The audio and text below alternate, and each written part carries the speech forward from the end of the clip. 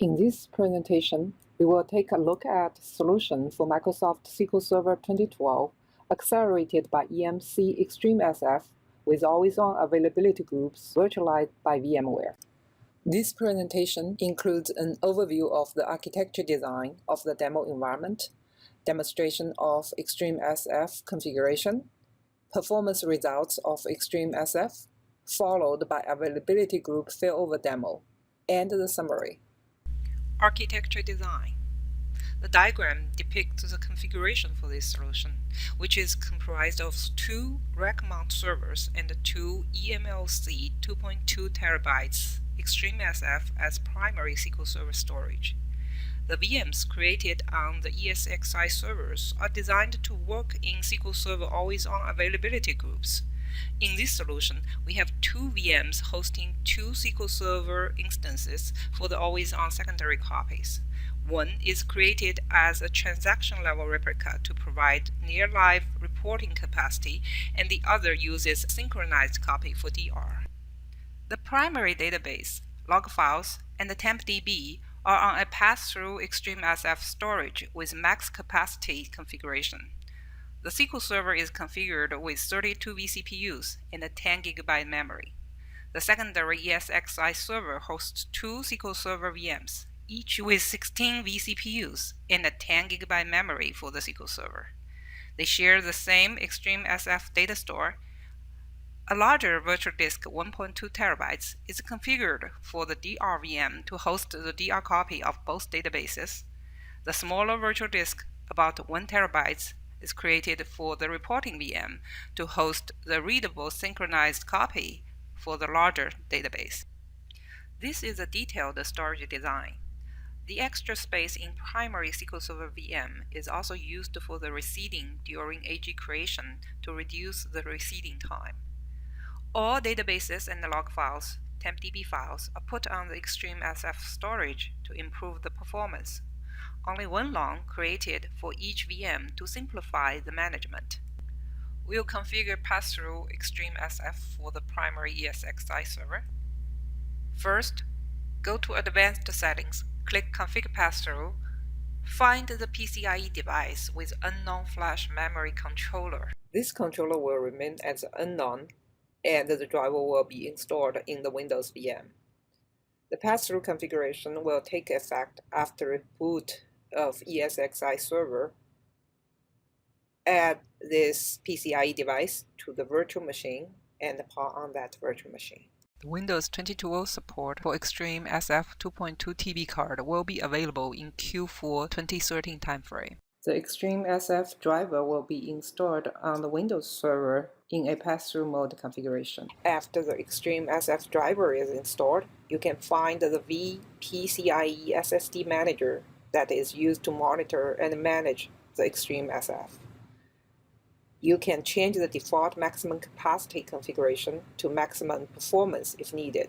That will reduce the capacity but boost the write performance. The pass-through XtremSF can be found as an offline disk in Disk Management window. Proceed with the disk management tasks to make it online, create a volume, format it for SQL Server to use. Test results. We can see that XtremSF provides extremely high IOPS with low latency compared with a typical SAN storage system, even SAN storage system with flash device. Compared to a SAN storage system configured with 112 15K FC drives and 56 7.2K SAS drives, the XtremSF provides more than 4-folds of IOPS. IOPS increased from 14K to 51K, while latency dropped from 11 milliseconds to 1 millisecond. Compared to a SAN storage system with additional 16 SSD drives that can support 23K IOPS, the XtremSF still outperforms with more than doubled IOPS and dropped latency from 4 milliseconds to 1 millisecond. Average query response time is improved with XtremSF, especially for long-running queries. In OLTP tests, all TPCE-like queries has average latency below 50 milliseconds. When adding a secondary synchronous copy, a 32 vCPU virtual machine primary server will need about 15% of the CPU for the replication activity. Other than that, the primary SQL Server still performed the same as it did with its original OLTP workload, meaning that the replication does not seem to impact the performance of the workload on the primary server. Meanwhile, the secondary read-only copy could handle more than 2,000 TPS with over 33,000 IOPS for the OLAP workload. This clearly indicates that XtremSF can enhance the experience of always-on availability groups, making it possible to have a synchronized copy without much impact on the primary server workload. Next, let's watch the automatical SQL Server failover with availability group synchronized copy on XtremSF. In this environment, database TPCE1K only has one synchronized copy on server 2 for DRHA. Database TPCE5K has one on 2 for DRHA and another one for reporting on server 3. We'll start an OLTP workload on the availability group listener. On the primary server, we can preserve over 50,000 IOPS with disk latency at 1 millisecond. The secondary server has some replication workload with latency below 0.5 millisecond, perform display as 0 here.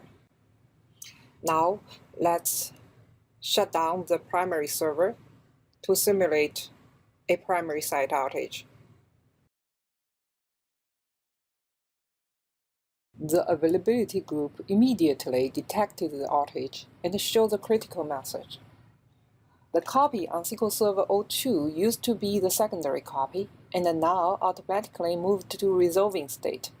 It takes about 1 second or less for the failover to complete, so when I refresh the other database, it is already up and running as a primary database, indicating the failover is complete.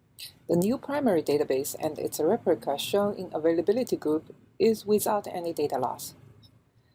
The original primary server is done and is shown with data loss, since we could not know the state of the server. Now, let's start the SQL Server 01, and it quickly synchronized to the secondary server and is shown as no data loss. Workloads can be redirected to the failed over node through the availability group listener, and now the SQL Server 02 gets OLTP workload, and the SQL Server 01 gets a replication workload. The performance is similar before and after the failover. Now, let's start a manual failback to the original primary server for both databases.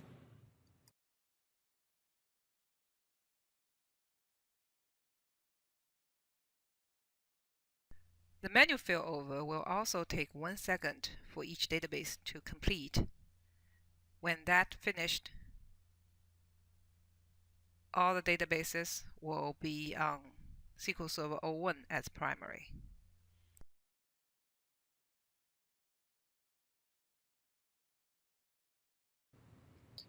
The OLTP workload can now be redirected to the original primary server at the start of this test with the same performance. To summarize, this EMC solution has shown the implementation of multiple SQL Server databases on XtremSF storage in a VMware virtualized environment. The XtremSF accelerates SQL Server 2012 OLTP workload performance with low latency and very high IOPS. XtremSF is easy to configure and use in a virtualized environment. XtremSF works seamlessly with always-on technology to provide a robust DRHA solution, and when worked with the transaction-level replication technology, it provides near-live read-only secondary replicas of production databases with excellent performance. Thank you for viewing our demo, SQL Server 2012 Accelerated by XtremSF with always-on availability groups virtualized by VMware. Please visit our website https:// www.emc.com/community/connect/everything_Microsoft for details and white papers related to this demo.